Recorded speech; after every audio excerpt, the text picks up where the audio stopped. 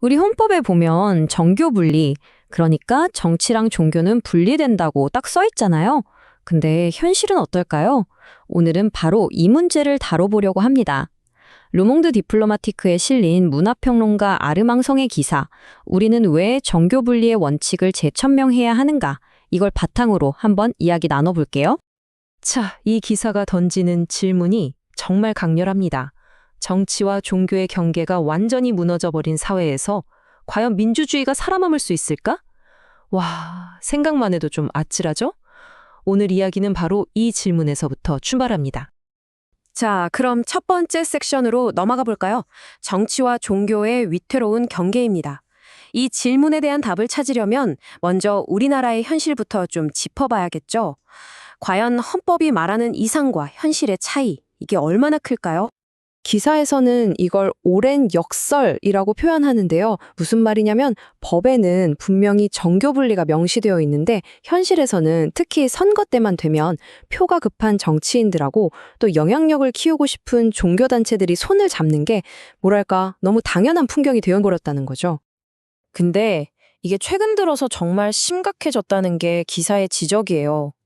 특히 일부 극우 성향의 기독교 단체들은요, 그냥 의견을 내는 수준을 넘어서서 특정 정책에 막 압력을 넣고 심지어는 공중보건 조치를 방해하기까지 하면서 사실상 하나의 정치 세력처럼 움직이고 있다는 겁니다. 문제가 심각하죠. 자, 이렇게 정치와 종교의 경계가 계속해서 무너지니까 사회 반응은 어땠을까요? 당연히 신뢰가 깨지기 시작했고요. 결국엔 아주 강력한 정치적 경고로까지 이어지게 됩니다. 여러분도 아마 들어보셨을 거예요. 개독교라는 말이요. 사실 굉장히 좀 공격적인 혐오 표현인데 이게 일상적으로 쓰이게 됐다는 거죠. 기사에서는 이걸 그냥 인터넷에서 몇몇 사람들이 하는 욕? 이 정도로 보는 게 아니에요. 이건 종교의 사회적 역할에 대한 대중의 신뢰가 완전히 무너졌다는 걸 보여주는 아주 중요한 신호라고 분석하고 있습니다. 상황이 얼마나 심각했냐면 결국 당시 대통령까지 나서서 이런 말을 합니다. 불법적인 종교단체는 해산까지도 검토할 수 있다. 정말 단호한 경고였죠. 자, 여기서 기사가 짚어주는 아주 중요한 포인트가 있어요.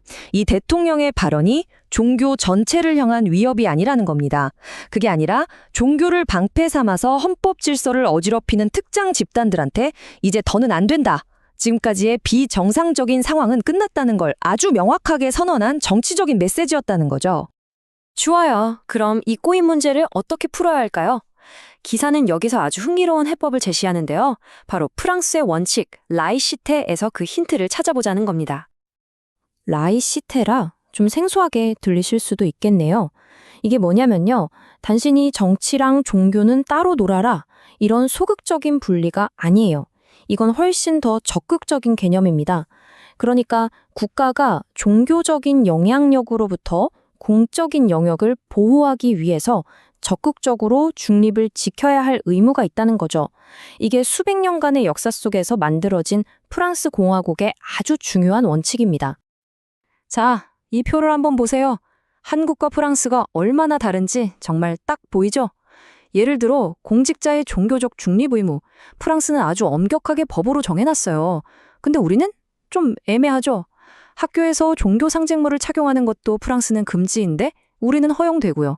심지어 국가가 종교단체를 지원하는 문제까지 모든 면에서 프랑스는 명확한 선이 있는데 우리는 그 경계가 아주 흐릿하거나 아예 없는 셈입니다. 그럼 이 프랑스 모델을 우리가 그대로 가져올 수는 없겠죠? 그래서 기사가 제안하는 게 바로 한국형 라이시테의 필요성입니다. 우리 상황에 맞는 원칙을 세워야 한다는 거죠. 여기서 오해하면 안 되는 아주 중요한 포인트가 있습니다. 이 한국형 라이시테라는 게 종교를 탄압하자 이런 얘기가 절대 아니라는 거예요. 오히려 그 반대입니다. 신앙인 척하면서 정치에 부당하게 개입하는 걸 막아서 우리 민주주의의 공정성을 지키자는 거죠. 일종의 방어장치라고 생각하시면 될 것 같아요. 그래서 그냥 원칙을 세우자에서 끝나는 게 아니라 기사는 아주 구체적인 방법들도 제안하고 있어요. 여기 보시는 것처럼 공직자의 종교 중립 의무를 아예 법으로 만들자. 종교단체의 정치 자금이나 로비 활동을 투명하게 하자. 이런 것들이죠. 핵심은 결국 주먹구구식이 아니라 제대로 된 제도를 만들자는 겁니다. 자, 이제 마지막 결론입니다. 이 모든 이야기를 관통하는 핵심 메시지는 뭘까요? 이건 특정 종교에 대한 이야기가 아니라는 겁니다. 이건 바로 우리 모두의 민주주의, 그 미래에 대한 선택의 문제라는 거죠. 기사가 말하는 핵심은 이거예요. 정치와 종교의 선을 명확하게 긋는 게 어떻게 보면 종교인과 비종교인 모두의 자유와 권리를 지켜주는 길이라는 겁니다. 국가라는 공적인 공간이 어느 한쪽에 치우치지 않고 중립을 지킬 때 우리 모두가 평등한 시민으로서 함께 살아갈 수 있으니까요. 이건 우리 사회의 약속이자 최소한의 규칙인 셈이죠. 그래서 기사는 우리 모두에게 마지막으로 이런 질문을 던집니다.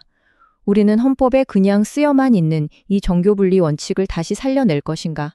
아니면 지금처럼 정치와 종교가 뒤엉킨 현실을 계속해서 그냥 내버려 둘 것인가? 이 질문에 대한 우리의 대답에 한국 민주주의의 미래가 달려 있다고 기사는 강조하고 있습니다.